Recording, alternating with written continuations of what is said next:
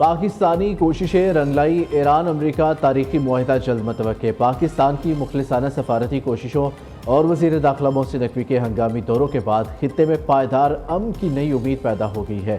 عرب media کے مطابق ایران اور امریکہ کے درمیان معاہدے کا حتمی مسودہ تیار ہو چکا ہے، جس کا باضابطہ اعلان جلد متوقع ہے۔ اس اہم ترین پیش رفت کے لیے پاکستان کی ایک اعلیٰ شخصیت آج تہران کا دورہ کرے گی، جبکہ مذاکرات کا اگلا دور حج کے بعد اسلام آباد میں ہوگا۔ یہ تاریخی پیش رفت خطے میں خوشحالی کا نیا دور لائے گی۔ دوسری جانب سعودی عرب کی جانب سے پاکستان کی ثالثی کوششوں کی تعریف۔ سعودی وزیر خارجہ فیصل بن فرحان نے کہا، جہاز رانی کی سلامتی اور ایک قابل قبول معاہدے تک پہنچنے کا موقع فراہم کیا گیا۔ امید ہے ایران مذاکرات آگے بڑھانے کی کوششوں کا فوری جواب دے گا۔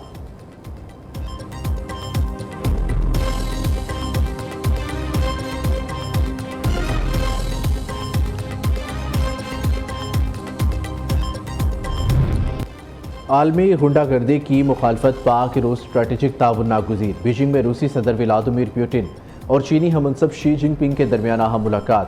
چینی صدر نے خبردار کیا کہ دنیا جنگل کے قانون کی طرح واپس جانے کے خطرے سے دوچار ہے، اس لیے دونوں ممالک یک طرفہ غنڈہ گردی کا مقابلہ کریں۔ صدر پوٹن نے پاک چین تعلقات کو غیر معمولی اور عالمی استحکام کا ضامن قرار دیتے ہوئے معقول عالمی گورننس سسٹم کی تعمیر پر زور دیا۔ مشرق وسطیٰ بحران پر گفتگو کرتے ہوئے رہنماؤں نے لڑائی روکنے اور توانائی سپلائی برقرار رکھنے کو ناگزیر قرار دیا۔ روسی صدر نے صدر شی کو اگلے سال روس کے دورے کی دعوت بھی دی۔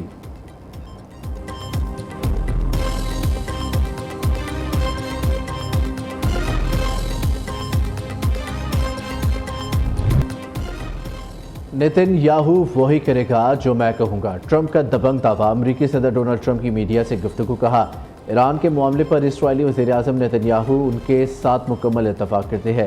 ایران میں اندرونی حالت انتہائی خراب ہے، وہ خود ڈیل کرنا چاہتا ہے، تاہم اگر معاہدہ نہ ہوا تو ایران پر دوبارہ حملہ کیا جائے گا۔ ایران کا معاملہ 3 ماہ میں نمٹا دیا گیا ہے۔ دوسری جانب ٹرمپ نے چینی صدر شی جن پنگ کی تعریفوں کے پل باندھتے ہوئے انہیں ایک اچھا انسان قرار دیا اور ان کے ساتھ بات چیت کو انتہائی مثبت قرار دیا ہے۔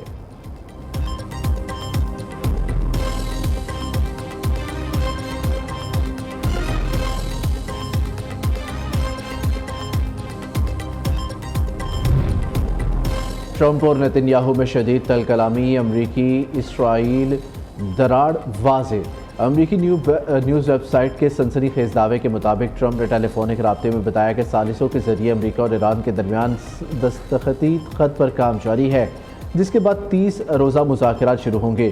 اس گفتگو پر اسرائیلی وزیر اعظم شدید آگ بگولا ہو گئے اور وائٹ ہاؤس اور اسرائیلی دفتر نے اس دراڑ پر تبصرے سے مکمل گریز کیا ہے۔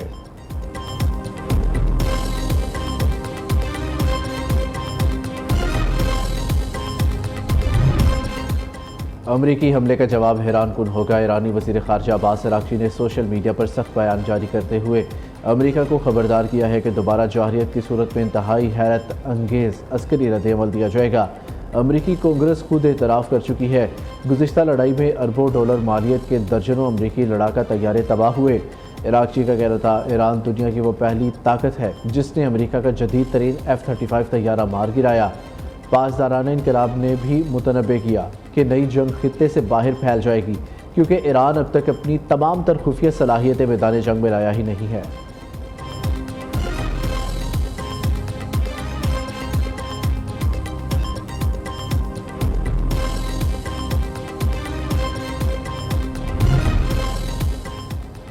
وزیر اعظم شہباز شریف سے چین کے اعلیٰ سطح وفد کی ملاقات۔ وزیر اعظم نے پاک چین سفارتی تعلقات کی 75ویں سالگرہ پر مبارکباد دی۔ پاکستان اور چین کے درمیان تاریخی اور اسٹریٹجک تعاون پر مبنی شراکت داری کو سراہا۔ شہباز شریف کہتے ہیں، دونوں ملکوں نے باہمی اعتماد اور اسٹریٹجک ہم آہنگی کی بنیاد پر دوستی کا منفرد رشتہ قائم کیا۔ سی پیک پاکستان کی سماجی و اقتصادی ترقی کے لیے ایک گیم چینجر ہے۔ دوسری جانب پاک چین تعلقات کے 75 سال مکمل، سینیٹ اور قومی اسمبلی میں متفقہ قرارداد منظور۔ چینی وفد کی قومی اسمبلی آمد پر ارکان نے ڈیسک بجا کر استقبال کیا۔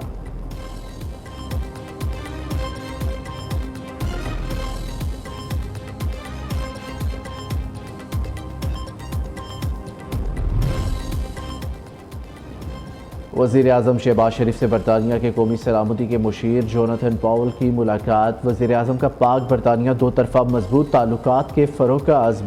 برطانوی ہم منصب کیئر سٹارمر کے لیے نیک تمناؤں کا اظہار کیا۔ جوناتھن پاول کی علاقائی سفارتکاری میں پاکستان کے تعمیری کردار کی تعریف۔ شہباز شریف کو مؤثر معاشی اصلاحات پر مبارکباد بھی دی۔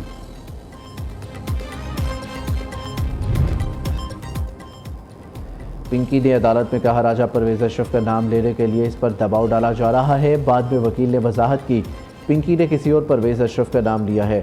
پہلے اس خاتون نے کسی اور شخصیت کا نام لینے کا بھی الزام لگایا۔ شرفاء کی پگڑیاں اچھالنے کا سلسلہ بند ہونا چاہیے۔ سوشل میڈیا کے لیے قواعد ہونے چاہیے تاکہ بے بنیاد الزامات نہ لگائے جائیں۔ سیاسی مخالفین نے بھی مجھ پر گند اچھالنے کی مذمت کی۔ سابق وزیر اعظم راجہ پرویز اشرف کا قومی اسمبلی اجلاس میں اظہار خیال۔ اسپیکر ایاز صادق نے بھی راجہ پرویز اشرف کے حق میں گواہی دی۔ وزیر قانون اعظم نذیر تارڑ نے بھی سخت ایکشن لینے کی یقین دہانی کرائی۔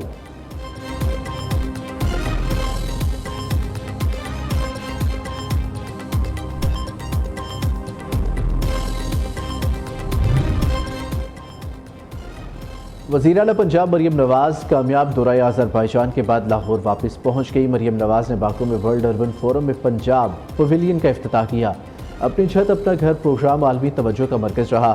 ورلڈ اربن فورم آمد پر صدر آذربائیجان الہام علیوف نے وزیر اعلیٰ مریم نواز کے شاندار استقبال کیا۔ دونوں رہنماؤں کے درمیان ملاقات ہوئی۔ دو طرفہ تعلقات اور اسٹریٹجک شراکت داری پر تبادلہ خیال کیا گیا۔ وزیر اعلیٰ پنجاب کی آذربائیجان کے وزیر اقتصادی امور سے ملاقات۔ اقتصادی تعاون اور سرمایہ کاری کے لیے مشترکہ ورکنگ گروپ قائم کرنے کا فیصلہ۔ سینئر وزیر مریم اورنگزیب مشترکہ ورکنگ گروپ کی سربراہی کریں گی۔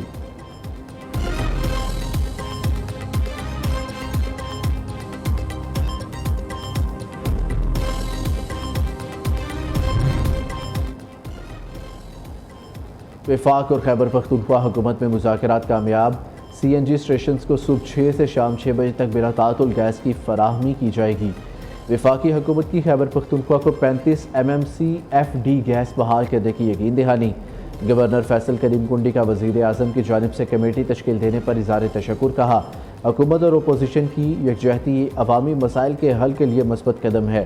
مشیر خزانہ خیبر پختونخوا مزمل اسلم کا کہنا ہے گورنر اور اپوزیشن لیڈر نے عوامی مفاد کے لیے وزیر اعظم کا ساتھ دیا۔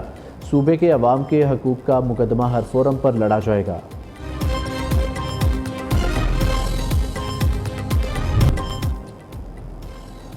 پاک بحریہ کے افسران اور جوانوں کی گراں قدر خدمات کا اعتراف۔ نیول چیف ایڈمرل نوید اشرف نے 264 افسران اور جوانوں کو عسکری اعزازات سے نوازا۔ 18 کوموڈروز کو ستارہ امتیاز، 11 افسران کو تمغہ امتیاز ملٹری عطا کیا گیا۔ پاک بحریہ کے 184 CPOs اور سیلرز کو تمغہ خدمت سے نوازا گیا۔ 51 افسران، CPOs، سیلرز اور نیوی سویلینز کو تعریفی اسناد دی گئی۔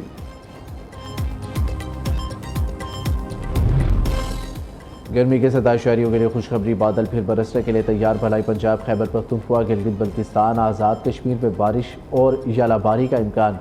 PDM پنجاب نے دریائے چناب کے لیے فلڈ الرٹ جاری کر دیا۔ ضلعی انتظامیہ کو مشینری اضافی عملہ تعینات کرنے اور حفاظتی بندوں کا معائنہ کرنے کی ہدایت۔